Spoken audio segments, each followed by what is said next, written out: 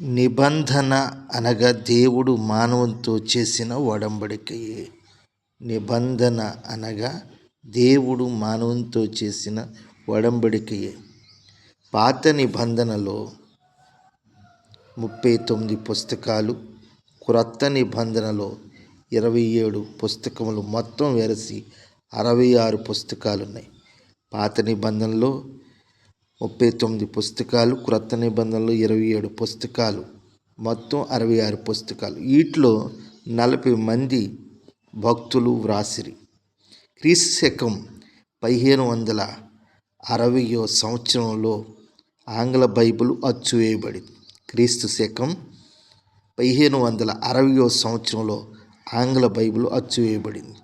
క్రీస్తు శకం 1860 సంవత్సరంలో తెలుగు బైబిలు అచ్చువేయబడింది. క్రీస్తు శకం 1860 సంవత్సరంలో తెలుగు బైబిలు అచ్చువేయబడింది.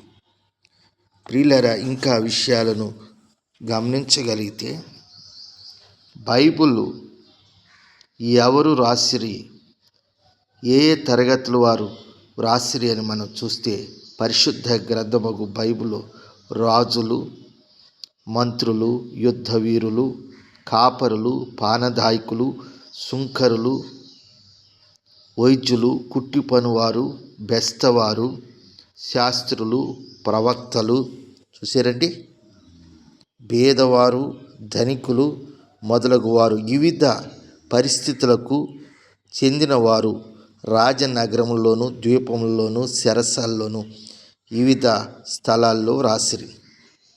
వాళ్ళు ఎక్కడ రాశారంటే రాజనగరాల్లో, ద్వీపములలో, చెరసాల్లో, వివిధ ప్రాంతాల్లో రాసిరి. కనుక ఒకరు ఒక తరగతికి, ఒక దానికి సంబంధించిన వారు కాకుండా రాజులు, మంత్రులు, యుద్ధ వీరులు, కాపరులు, పానదాయకులు, సుంకరులు, వైద్యులు, కుట్టి పనివారు, బెస్తవారు, శాస్త్రులు, ప్రవక్తలు, భేదవారు, ధనికులు, వాళ్ళు వీళ్ళు అనుకోకుండా అన్ని తరగతుల వారు, అన్ని కేటగిరీల వారు వ్రాసిరి. కనుక ఈ గ్రంథాన్ని ధ్యానించాలి, చదవాలి. దీనికి పరిశుద్ధాత్మ శక్తి ద్వారా వ్రాయబడింది. ప్రైజ్